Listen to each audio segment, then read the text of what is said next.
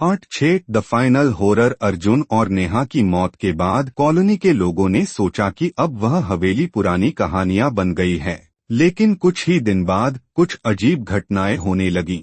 रात के अंधेरे में लोगों ने सुना, तुम दोनों को कभी शांति नहीं मिलेगी। एक रात रिया और समीर, दो नए दोस्त, ने सोचा कि वे भी उस हवेली का राज जानेंगे। उन्होंने सभी चेतावनियों को नजरअंदाज किया और रात को हवेली की तरफ रुख किया। जैसे ही वे दरवाजा खोलते हैं, उन्होंने देखा कि अंदर सब कुछ वैसे ही था जैसे अर्जुन और नेहा के वक्त था। और फिर उन्होंने सुना, तुम दोनों किस लिए आए हो? यह तुम्हारे लिए खौफ का राज है। रिया और समीर ने कुछ सोचा, लेकिन तभी एक भयंकर चेहरा सामने आया। रिया का चेहरा सफेद हो गया और समीर ने कहा, यह क्या हो रहा है? यह आत्मा कब तक हमारे साथ रहेगी? अचानक पुरानी आत्मा सामने आई और कहा, मुझे तुम दोनों की जरूरत है। तुम दोनों के लिए मेरे पास एक नया प्लान है। रिया और समीर की आंखों में डर था, लेकिन जैसे ही उन्होंने हवेली के अंदर कदम रखा, पुरानी आत्मा ने उन्हें अपनी दुनिया में खींच लिया।